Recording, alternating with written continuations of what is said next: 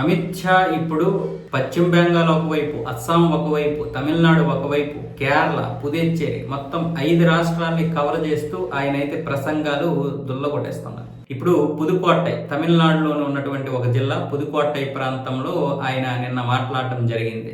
మనం గనక ఈ డిఎంకేని ఓడించకపోతే మొత్తం ఈ రాష్ట్రమే నాశనం అయిపోయే అవకాశాలు ఉన్నాయి.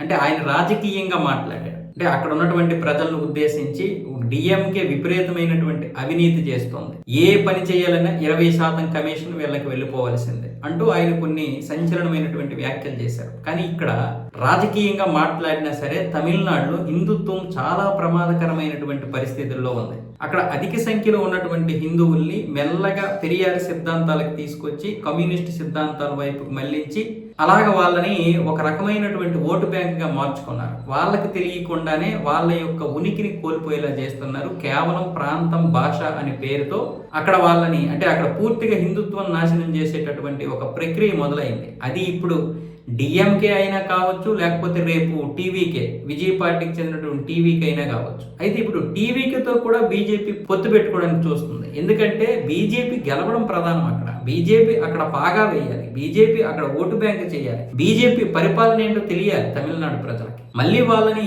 ఆ పెరియార్ సిద్ధాంతం నుంచి మళ్ళీ మన హిందుత్వ సిద్ధాంతం వైపుకు మళ్లించకపోతే అది చాలా ప్రమాదకరం. వాస్తవం చెప్పాలంటే మన దేశంలోనే అత్యంత ఎక్కువ వైభవం కలిగినటువంటి రాష్ట్రం, అలాగే అది ఒక వేద భూమి అయినటువంటి రాష్ట్రం ఏదంటే తమిళనాడు. తమిళనాడులో ఉన్నన్ని దేవాలయాలు ఉండవు. అక్కడ ఉన్నటువంటి ఆ ఇన్ఫ్రాస్ట్రక్చర్ ఏదైతే ఉందో, ఆ కట్టడాలు ఎక్కడా లేవు, అంత గొప్పగా ఉంటాయి. పైగా మనం ఏ దేవాలయానికి వెళ్ళినా సరే ఆధ్యాత్మికత ఉట్టిపడుతుంది. అలాంటి ఉట్టిపడే విధంగా ఉన్నటువంటి ఆధ్యాత్మిక క్షేత్రము తమిళనాడు. అందులో ఎటువంటి సందేహము లేదు. మీరు ఎక్కడికైనా వెళ్ళండి. అంతెందుకు టెంపుల్ సిటీ తంజావూరు, అక్కడికి మనం అడుగు పెడితే ఒక వేరే లెవెల్ ఉంటుంది మన మనసు. మదురై, అరుణాచలం, తిరువన్నమలై, ఒకటా రెండా, కన్యాకుమారి నుంచి అరుణాచలం వరకు ఎక్కడ చూసినా సరే క్షేత్రాలు, పుణ్యక్షేత్రాలు, ఆ వైభవాలు. అలాంటి రాష్ట్రాన్ని ఒక కమ్యూనిస్ట్ రాష్ట్రంగా లేదా ఒక క్రిస్టియన్ రాష్ట్రంగా, ఏదో పెరియార్ సిద్ధాంతం రాష్ట్రంగా తీర్చిదిద్దేశారు.